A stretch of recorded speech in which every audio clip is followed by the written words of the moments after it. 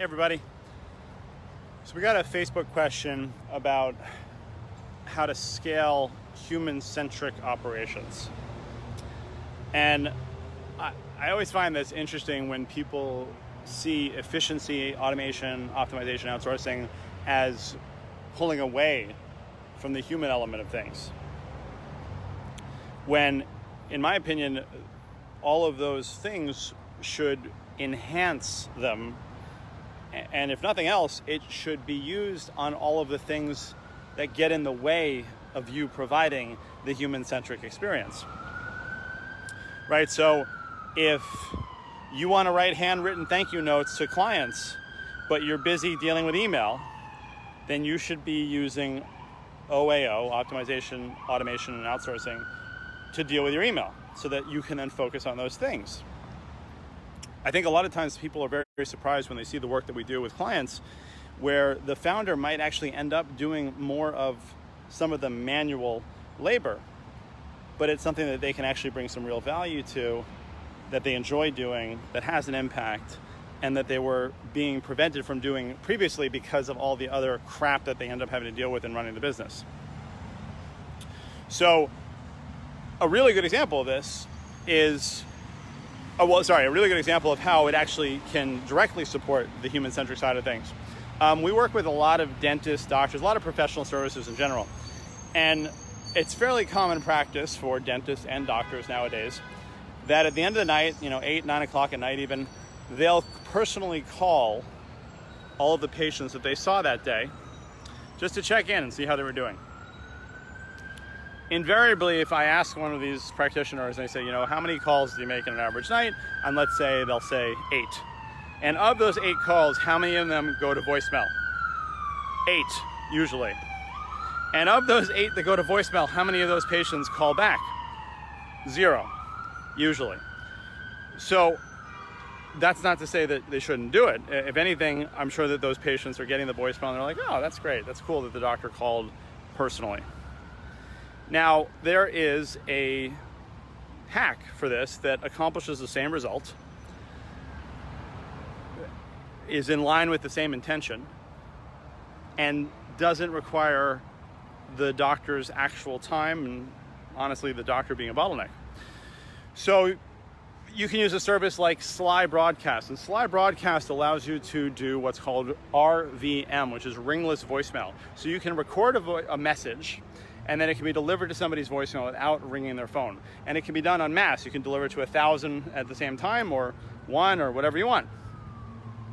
So we do this quite often. If somebody buys one of our products, or if they're coming to an event, I have recorded probably a dozen or 2 dozen different voice messages that my team has access to, and they can send them whenever they need to, as they want. And you can do sort of a variety. So there's like 20 cop cars going by. I miss being up in the country. So instead of the doctor having to sit down and make 8 calls, a staff member at 5 o'clock at the end of the day can schedule all these voicemails to go out. They're still personalized, because even the doctor can even, record them in the office if they want before they leave in a matter of minutes. They're still getting delivered to the patient at the same time. The patient's still getting the effect of getting a call, and the patient can still call back. So you're accomplishing all of those things without creating a bottleneck and without bogging down the practitioner. So that's one very, very specific example. There are a number of other ways that you can do those kinds of things, but the first step is to knock it out of your mind that automation and outsourcing equals less human element.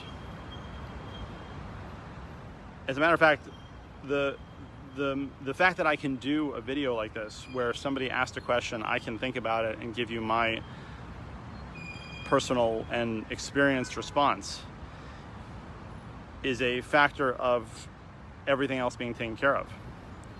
So I can scale the human element because all of the rest is being taken care of.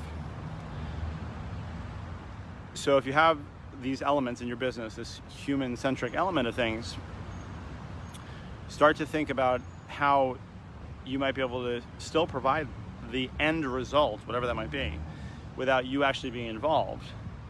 And realize that in many cases, removing your human element of things will oftentimes provide a better customer experience. So actually, let me give you an example of that. We have all the time, we have people who join our programs, who are in our Facebook groups, things like that, and they have questions, and they very specifically say that they want to talk to me, they want to talk to Ari. And that's fine, but the answer that I always give basically is like, yeah, we can talk, but it might be a week or two before I can schedule an appointment with you. If you want to post that in our Facebook group or ask one of my team members, you're going to get the answer that you want, and it'll be the same or possibly even better answer right now. So it's up to you, right? It's a matter of whether you want it to be good or you want it to be mine. Not that they're mutually exclusive, but if you have to choose one, I think people probably want it just to be good. It doesn't matter that it actually comes from me. So, a few different things to think about. I hope that helps in scaling your human-centric operations. Make it an effective evening, everybody.